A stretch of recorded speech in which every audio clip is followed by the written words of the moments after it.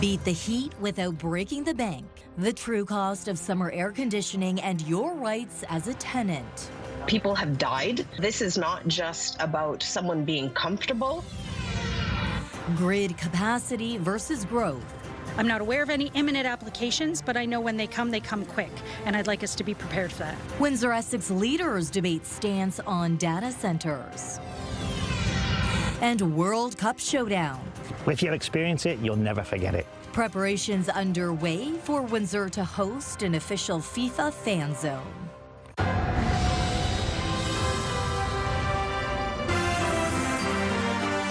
CTV News with Stefanie Masotti. Good evening, and thank you for joining us on CTV Windsor and AM 800. A development tonight in the murder of Dalton Bartnik, who was killed inside a home on Lewis Avenue in April of 2024. Another person charged in his murder has been released from custody. Joining me now with the latest on this story tonight is CTV's Michelle Molesky. Yeah, Stefanie, this is an unusual case in the sense that Dalton Bartnik's body still has not been located, but numerous people are facing charges and moving through the court system.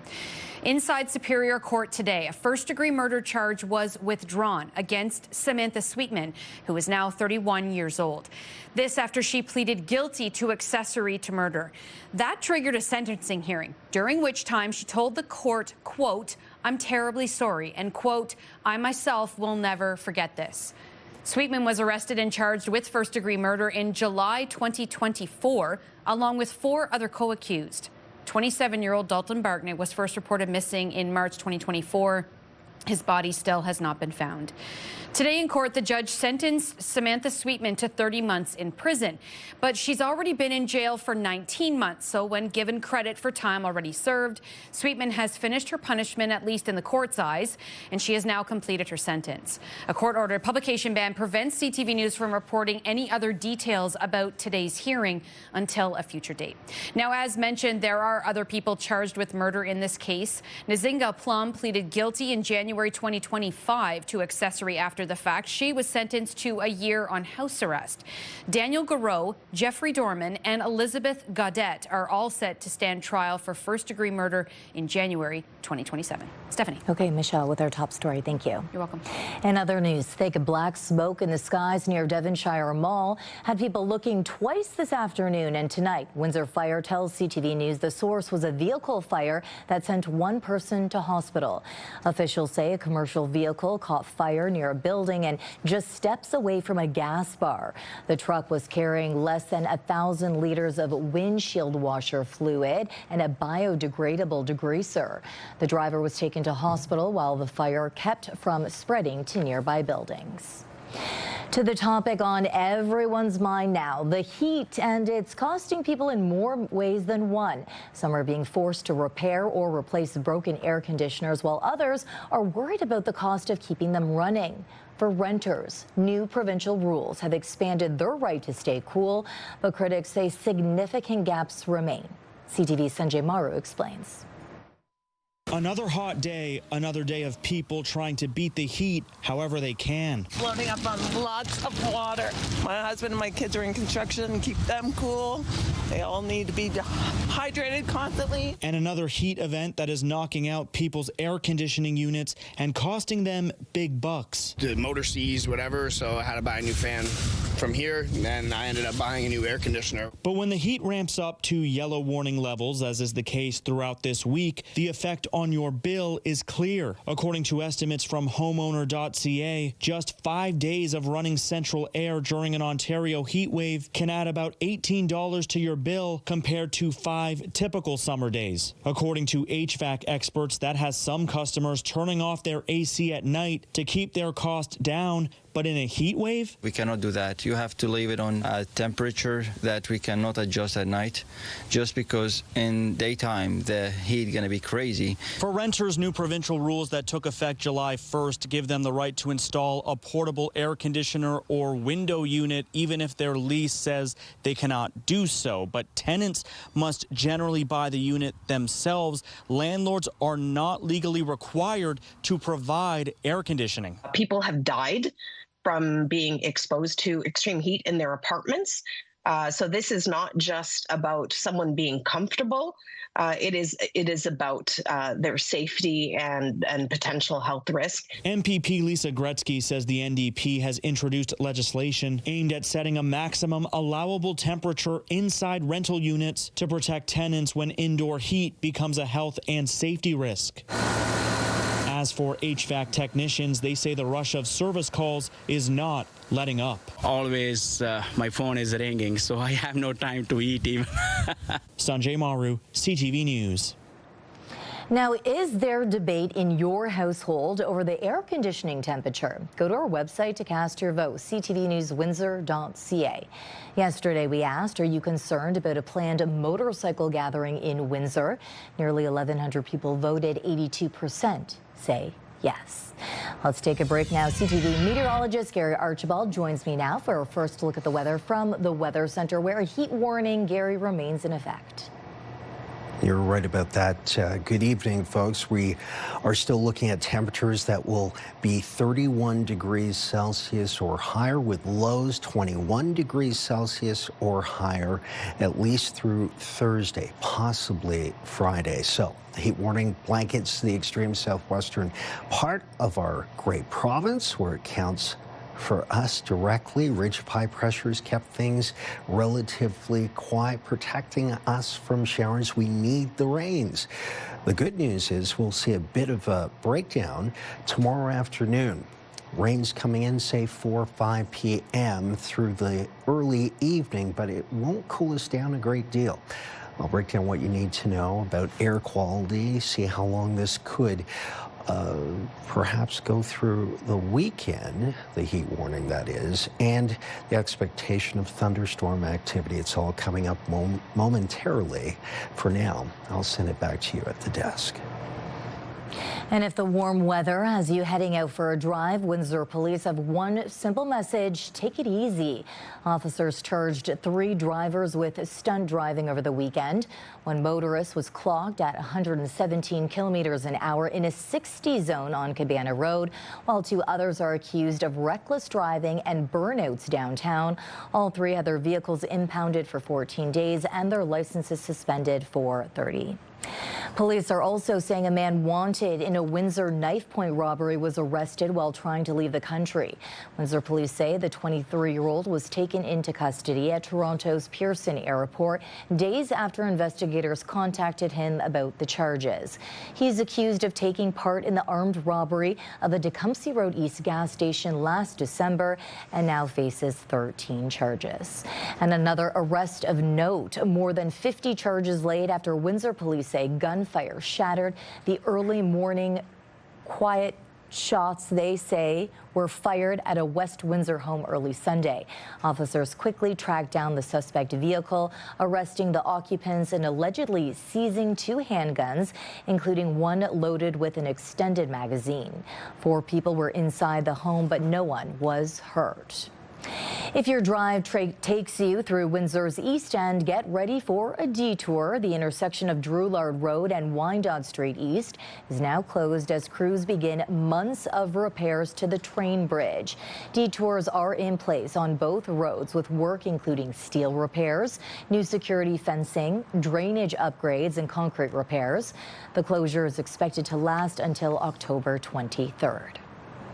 FIFA fever is hitting Windsor hard tomorrow, with the organization bringing an official road show to town for fans to watch the semifinals.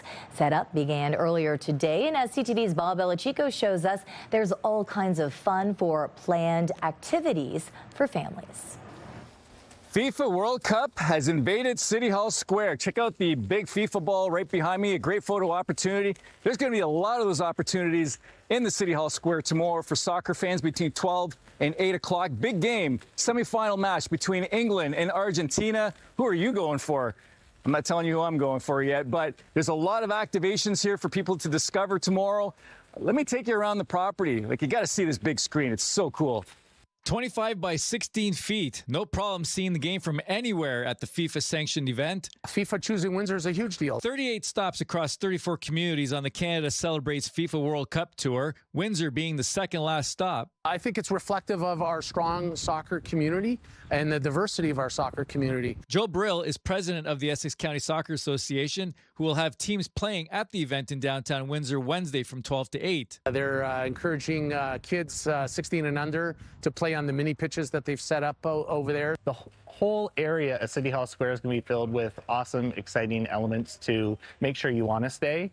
Food trucks. We've got a Michelob Ultra beer tent. There's a skill area and a vendors hall featuring FIFA sponsors. And maybe best of all, Jason Toner with Tourism Windsor Essex Peely Island says it's all free. We have University Avenue closed, which is going to be great for photo op too with the huge FIFA transport truck. So again, big photo ops when they're coming down here, but it's going to be a huge community zone. Fans are being asked to bring their own chair and umbrella. And remember, it's going to be hot. We've got free water for everyone when they come down too. And don't forget to wear your team colors too, including Canada shirts. Ian Nelson will have an England shirt on. He's been to 4 World Cup games and visited fan zones on both sides of the border. He looks forward to being at City Hall Square. The feeling and the camaraderie is absolutely amazing. If you experience it, you'll never forget it. And that's what's going to happen. That's what's going to happen tomorrow. Wow. Hopefully. England hasn't won the World Cup since 1966, and fans are hoping the drought ends. We hope that 6 is going to be our lucky number this time. 60 years since World Cup. Poor Harry Kane hasn't even seen a World Cup being won. I hope he gets it for us. I had the privilege of visiting and watched 3 games actually in Buenos Aires. And so, I'm rooting for them, rooting for South America, and hopefully they can pull off a second World Cup in 4 years. I can relate to the struggles of England, and I really actually think I'm cheering them on, actually, to win it. So we've got the big screen, we've got activations all across the property, and it's going to be a packed house here tomorrow at City Hall Square for a big semifinal game between Argentina and England. Of course, we'll be live throughout our newscast at 6 on Wednesday. The game should be done by then, but the celebration of the beautiful game will no doubt be in full swing, and that goes on until 8 o'clock. In downtown Windsor, Bob Belichico, CTV News. It definitely will, Bob. Okay. Amherstburg's policing debate has taken another political turn. A bid to have the town's integrity commissioner investigate 2 members of council has failed. The motion followed a meeting between Deputy Mayor Chris Gibb, Councillor Lyndon Crane, and Windsor Mayor Drew Dilkins about policing. Crane and Gibb said they broke no rules, and a majority of council agreed. If Essex Windsor paramedics end up on strike, we now have a better idea of what that could change. The Ontario Labour Relations Board has approved an essential services agreement, allowing EMS to reduce service by up to 20% during a strike. The union believes that could mean pausing the community paramedic program, reducing some support staff, and taking a first response SUV off the road. The 2 sides are set to return to the bargaining table on August 5th. To Chatham-Kent, where council wants more details before deciding whether to relocate Fire Station 1. Councillors voted 16-3 to have staff report back on a proposal to build the station at the former St. Ursula school site. The September report is expected to include a preliminary design with public consultation to follow. Now, how are you feeling about these stories or any other stories you hear in our newscast? Have your say. Text us at 10400. You can also send photos and video. Also tonight, municipal leaders in Essex County want to get ahead of a rapidly growing industry powered by artificial intelligence.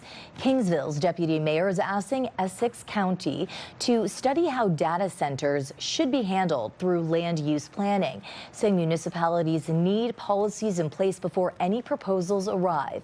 Here's CTV's Chris Campbell. As demand for artificial intelligence grows, so too does the need for massive data centers to power it. Now, some Essex County politicians say local governments need to be ready before one ever comes knocking. Yeah, I'm hoping on Wednesday that County Council will direct administration to do a review and study of our land use policies with respect to AI data centers. I'm not aware of any imminent applications, but I know when they come quick, and I'd like us to be prepared for that. Kingsville Council unanimously backed Deputy Mayor Kimberly DeYoung's request for the county to study land use policies surrounding data centers. Her notice of motion asks county staff to work with local municipalities on a planning framework before any applications are submitted. When an application comes forward without policy in place, you just are left without the defense of enforcing whatever it is you need to do to protect the community. In Amherstburg, council has also passed motions asking the county to undertake a similar study. Councillor Lyndon Crane says there are still too many unanswered questions. A big one that's been raised to council and myself would be the impact on power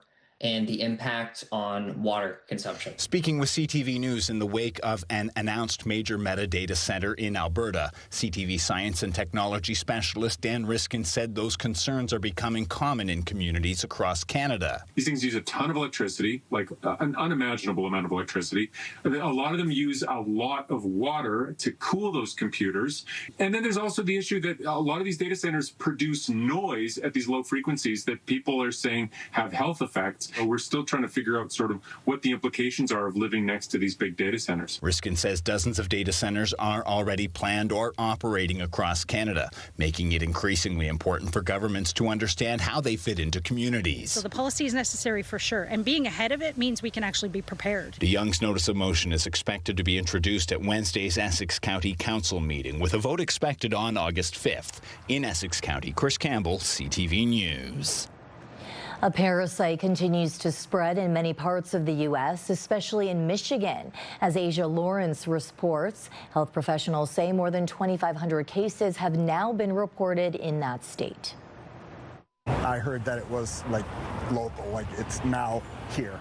Word has spread fast about the uptick in cyclosporiasis cases in Michigan, with some even seeing the effects firsthand. A friend of mine got sick a couple of weeks back. According to the Michigan Department of Health and Human Services, more than 2,600 cases of cyclosporiasis have been confirmed in the state since late June in 40 counties, including Ingham, Eaton, and Clinton. It's not new. The difference is for this current outbreak, we are not able to identify the source yet. I spoke with infectious disease provider Dr. Ambreen Melick Monday about possible causes for the rapid outbreak, and she attributes most cases to contaminated fresh produce items. Like lettuce, cilantro, snow peas, raspberries. Symptoms like explosive diarrhea, stomach cramps, bloating, and nausea can be associated with this infection. And the biggest question I heard from neighbors on Monday is, how do I know the difference between a common stomach bug and cyclosporiasis? From regular bacteria or virus, people get sick for 2 to 3 days, but this particular parasite, it causes illness for almost more than a month. So that is important to know. Dr. Melick says while this infection is not contagious and is self-limiting, immediate care for the harsh symptoms is recommended so healthcare providers can prescribe antibiotics to treat the illness. In the meantime, Health Sparrow officials encourage Michiganders to increase hand washing and buy fresh produce rather than prepackaged items, as the hospital works to increase PCR testing capacity and develop a test expected to be covered by insurance plans. 2 separate border busts at the Ambassador Bridge all in the same day. CBSA officers seized 2 prohibited firearms, along with a high-capacity magazine, a prohibited knife, and cannabis products from 2 U.S. travelers on June 28th. One Chicago man was charged, while the other traveler was fined $2,200. Statistics Canada says the number of Canadians traveling to the U.S. remains well below levels seen in June of 2024. The agency released preliminary figures showing the number of Canadians making return trips from the U.S. was up for a 3rd straight month in June, rising by 3.2% to 1.7 million. Stats Canada says the rise was driven by a 5.2% boost in the number of car visits south of the border, while return trips by air fell by 3.8%. The numbers represent a 29% drop compared to 2 years ago. Now, if you spot a giant rubber duck on the Detroit River, you're not seeing things. A 40-foot rubber duck is being set up today at Sandpoint Beach before floating into place Wednesday at the base of Olette Avenue. It's all part of Jeep's 85th anniversary celebration, honoring the popular Jeep ducking tradition. The public is invited to tomorrow's event, which will feature Jeep displays, live music, and free commemorative rubber ducks for the first 1,000 visitors. Still ahead on Windsor's news leader. U.S. booze still off LCBO shelves, and it's coming with a hefty price tag. But they can't put a deadline on First Nations rights. Ottawa wants to fast-track major projects, but First Nations leaders say their rights can't be rushed. And tomorrow, World Cup watch party in Windsor. FIFA brings an official fan event to the city, and we put you in the center of the action. That's tomorrow at 6 on CTV News.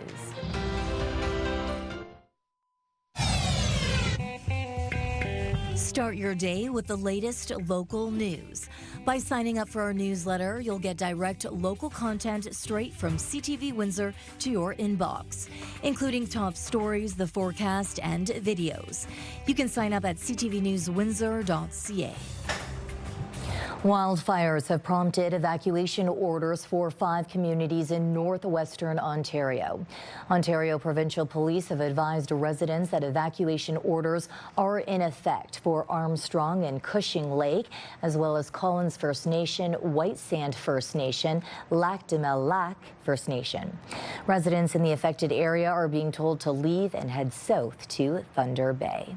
Now, there are currently 128 active fires in Ontario's northwest region. 53 are out of control. 29 active wildfires are burning in the northeast region.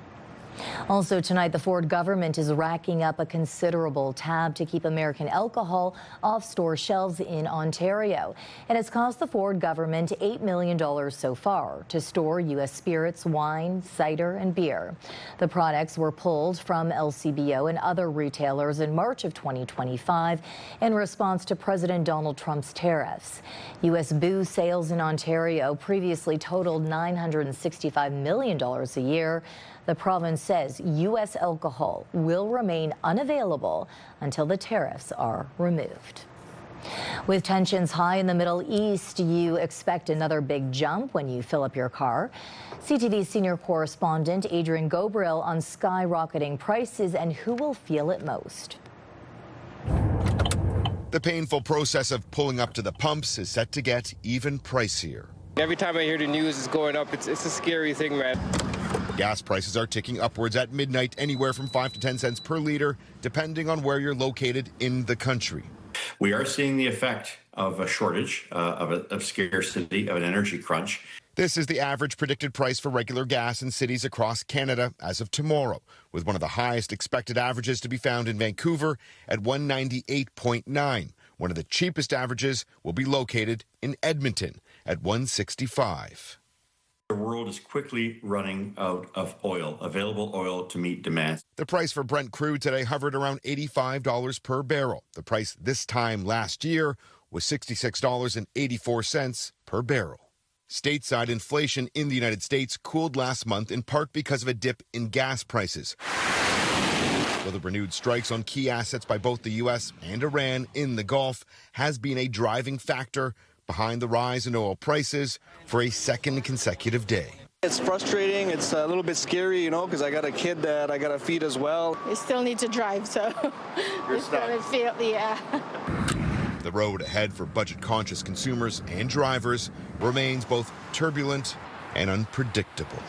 An additional heads up for those families who are planning to load up their cars and head out for a summer road trip this weekend. Gas prices are expected to continue to increase later this week. Adrian Gobriel, CTV News, Toronto. It was almost exactly a year ago today that Prime Minister Mark Carney convened a meeting with First Nations amid major concerns over his major projects legislation. Today, many of the same Indigenous leaders are back in Ottawa, this time at the Assembly of First Nations General Assembly. That's where we find CTV's Rachel Aiello.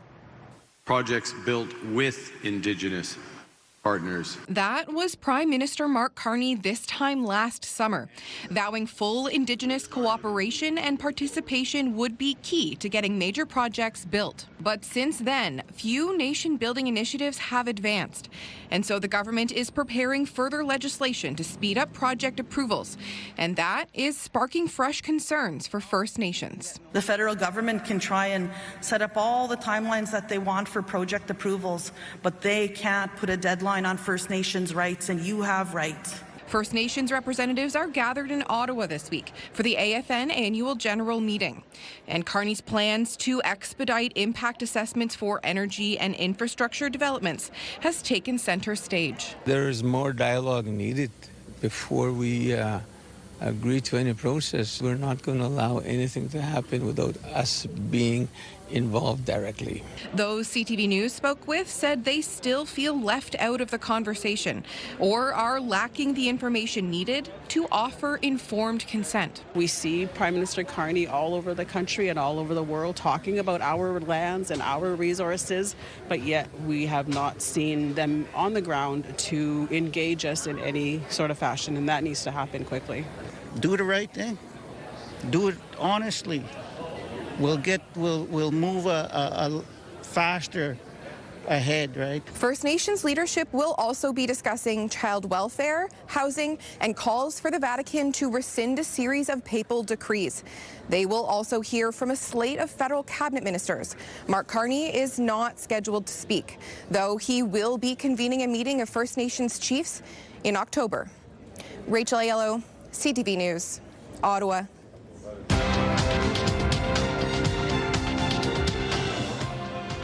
Canada's main stock index finished in positive territory, helped by gains in the basic materials sector. In Toronto, the TSX gained 68 points. In New York, the Dow added 10, the Nasdaq up 234. The Canadian dollar gained 0.4 cents. On commodity markets, gold is up $64 an ounce and oil climbed to $120 a barrel.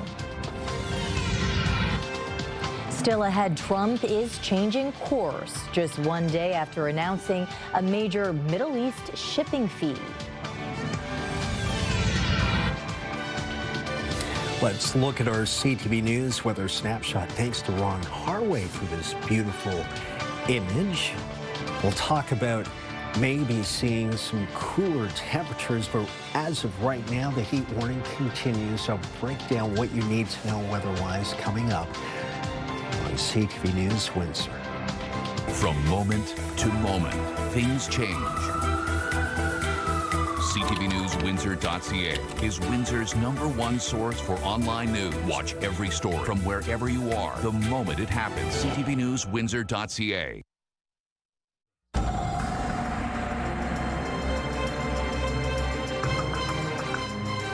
Clear skies, but wow, hot and humid. Gary joins me again for an extended look. Oh boy, it's hot to say the very least. I don't know what else to say. I'm not going to be out on the roof today because in this jacket I would be melting. The heat warning's still going, and it's not just for extreme southwestern Ontario. A good 85% of the entire province, and that's a lot of landmass, is affected by high heat warnings. Today, some parts of southern Ontario reached close to 37 or 38 degrees Celsius. We did not set a record in Windsor, so far up to 35.2. That's 7 degrees above average. Combine that with poor air quality the last 2 days, we are looking at humidex values between now and even midnight, somewhere between 46, and by midnight, it'll still feel like about 34 to 35 potentially. More on that in just a moment. 34 at the airport is the actual temperature. 32 in Chatham-Kent. That's 93 and 90 respectively. It feels like 45 at the airport. 43 in Chatham-Kent. 44 in Sarnia. 44 in Toronto. Barrie feels almost like 40. Thunder Bay's temperature is only 3 degrees cooler than Toronto's. So you get the idea that Ontario is sizzling right now. Poor air quality. We have wildfires, by the way, in northern parts of Ontario into Quebec. And the flow right now in the mid to upper levels of the atmosphere is coming out of the west-northwest. So some of that air is filtering down into our airspace and diminishing the quality of the air, unfortunately. Right now, that ridge of high pressure is still keeping us dry in terms of actual rainfall. We're going to have to wait for it. Tonight is relatively quiet, just hot and humid. 32 at 8 o'clock feels like 43. 27 and mostly clear at midnight feels like about 35 under a light breeze. Take a look at our Enercarousals 7-day forecast. Forgive the exasperation, ladies and gentlemen, but tomorrow could feel like 45 with a slight chance of thunder showers. Thursday, 32, sunny. Very light showers if we see them in the morning with fog. And then Friday, Saturday, Sunday, 31, 30, 28. We could be out of the heat warning by Friday, possibly Saturday. Sunday, Monday, Tuesday, upper 20s with showers. Most welcome. Let's look at your weather.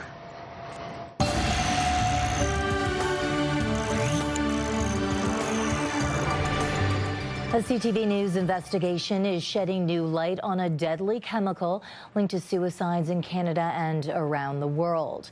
Now, families have lost loved ones are calling for more action, saying it remains far too easy to purchase online. Here's CTV's John Woodward. Grace was a delight. She's artistic, so witty. That's how her parents, Bob and Mary Pritchard, remember their daughter, Grace, an artist who created these images despite her mental health struggles. She was just precious. She was kind of everything. Look, I mean, losing her has been catastrophic. Grace died by suicide in August in the family's home in Suffolk, England. She was 23. Her parents found this package containing a deadly chemical mailed from Ukraine. It's the same chemical the 22-year-old Annika Dallin O'Grady ordered to her home in Ottawa before she died this spring, also from Ukraine, from a seller named Leonid Zakutenko, discovered in Kyiv by the BBC in 2024. Zakutenko confirmed to CTV News he sold the chemical regularly, including to Canada, but said it was for food preparation and not to help anyone die. It's the same chemical that was sold by Ontario's Kenneth Law, connected to at least 150 deaths around the world, netting him some $300,000, court heard. Law was convicted of 14 counts of aiding and abetting suicide and is awaiting a sentence. CTV News approached the Ukraine National Police to ask them if they had similar plans to prosecute in that country, even as it attempts to repel an invasion by Russia. The answer is, at this point, no. In a letter, they pointed out under current Ukrainian legislation, the chemical is not classified as a narcotic drug, psychotropic substance, or precursor subject to controlled circulation. A disappointing stance, says Annika's mother. It's very clear that this is not really a cooking store. The seller is clearly putting out products that if someone actually used them to make hot dogs, they would actually kill themselves. CTV News has learned that another police force in the UK, Northumbria, is investigating another similar death. That gives the Pritchards hope. These people are aiding and abetting people, and that is illegal. You know, that's the illegality, and that, that's what, all governments should be looking into. The Pritchards have also written to Ukrainian President Volodymyr Zelensky, hoping he will also take steps to make sure no one is using the cover of war to profit from death. John Woodward, CTV News. A former Canadian fashion tycoon has been found guilty of sexual assault. The details coming up. A day after threatening to charge ships using the Strait of Hormuz, U.S. President Donald Trump is now walking that plan back. I don't like the concept of a fee, but at the same time, it's not fair that we're protecting this strait for the entire world, for China and everyone. I don't mind protecting it for China. I don't mind protecting it for anybody, but it's unfair that we're not in somehow compensated. Trump says he's dropping the idea of a transit fee after speaking with leaders in the Gulf. Instead, he says those countries have expressed interest in investing more money in the United States.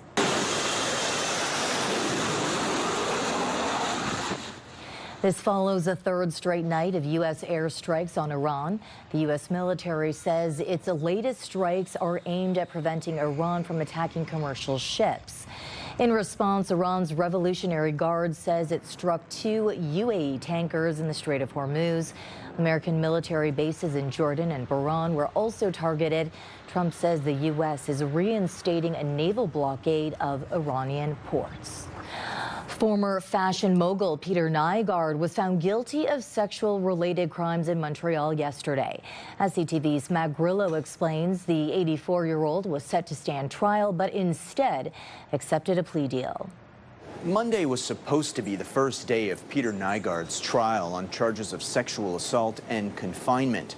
Nygard's lawyer did not present any evidence in his defense. The judge then found him guilty on both counts. A declaration of guilt is always a victory. The prosecution explained the assault took place in the late 90s in Nygard's penthouse in Montreal. The victim was 18 years old at the time, an aspiring model who met with Nygard to discuss work opportunities. Nygard once led a women's fashion empire. He was previously convicted in Toronto of sexual assault and sentenced to 11 years in prison in 2023. He has not been given a sentence in this Montreal case. I can tell you that I presented the Crown with some significant evidence last week that would have undermined their case significantly, and that the sentence will reflect that. There are no perfect cases.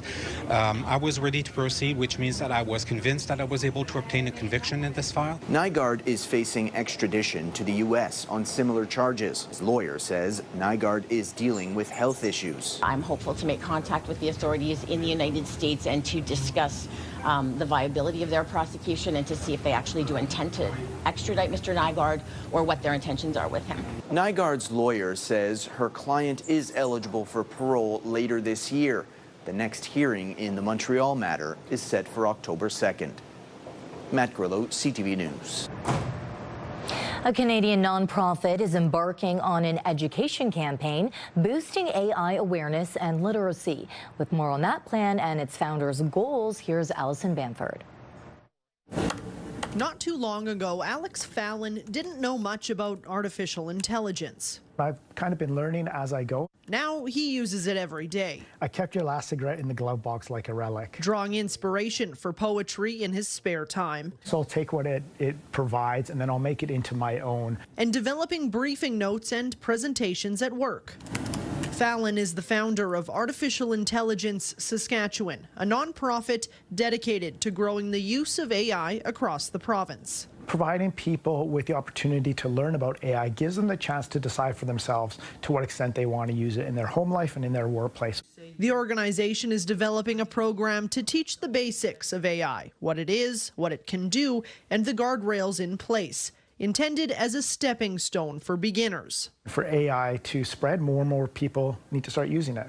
The program follows the release of Ottawa's national AI strategy last month. That set goals of making Canadians more AI literate and boosting the number of businesses that use AI from the current 12% to 60% by 2034. Canadians in general are quite literate compared to the global population, but also a little bit hesitant. Western University's chief AI officer, Mark Daly, says hesitancy is a sign that Canadians are literate and understand AI enough to think critically of it. I'm an educator, so of course I think the solution for hesitancy and fear is education. If you understand what it is you're dealing with, then it's easier to integrate that into your life. AI literacy is a spectrum. Fallon says he isn't an expert, but experimenting with the tools has been one of the best ways to learn. What could I ask it to do? AI Sask has a goal of teaching 10,000 people, whether that's individuals, small businesses, or not-for-profits. They plan to launch their courses in the fall. Allison Bamford, CTV News, Saskatoon. Melanie Kentner joining me now with Happening Now, which is coming up shortly. Mel, what do you have for us tonight? Yeah, it's Windsor's turn to host a FIFA event, and the mayor has some highlights of what to expect coming up. This is your CTV Windsor Our Community Calendar. Canada Celebrates is the official fan experience for the FIFA World Cup 2026, and it will be coming to Windsor on Wednesday, July the 15th. See you next time on Our Community.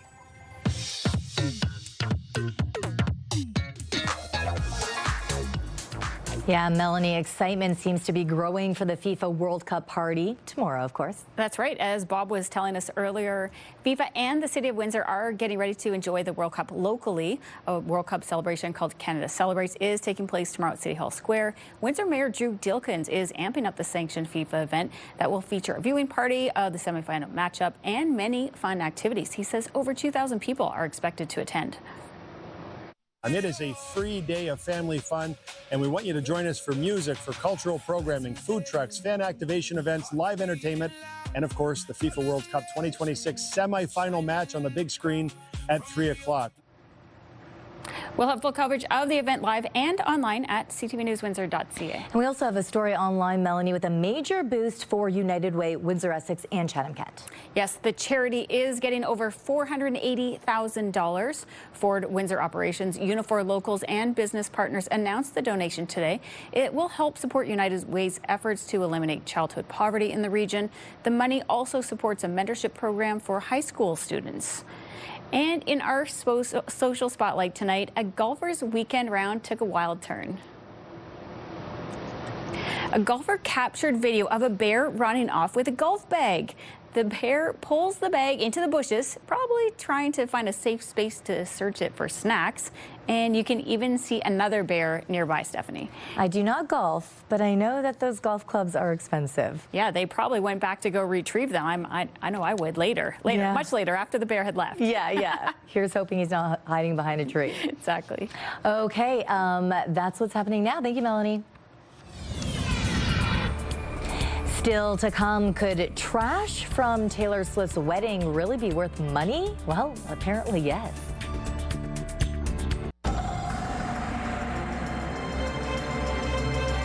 Hey, it's hot out there. What it would do to be on a boat right now. Yeah, I know. I was going to say, hey, what do you think about giving me a ride on the boat? Oh. But they turned around, came closer to the shore, and then went back this way. I was thinking I would wave them down, but it didn't work out. I don't think there's no reason why you can't do your weather hits from a boat. It would be incredible. We'll make it happen somehow. Yeah, it's so hot out there, even in the shade, although that helped. The air is quite stuffy. The air quality is not so great. That story continues for tomorrow as we take a look at our inner Curacao 7-day. High of 35, feels like 45. Could see some showers, thunderstorm activity. We're still in the heat warning at least through to Friday and possibly Saturday. Thursday 32, then 31 on Friday, Saturday 30. And then next week, Sunday, Monday, Tuesday, 28, 28, 26. Now, the good news on this forecast is that Thursday through to possibly Tuesday, we will see some rain, and we do need it. But tomorrow is similar to today in terms of the conditions. Okay, Gary, thank you. Michelle, what are you working on tonight? I'm assuming the weather? Yeah, that's a really, really great educated guess for sure. We're all talking about this heat and humidity, and so it makes us also curious about how folks are coping out there.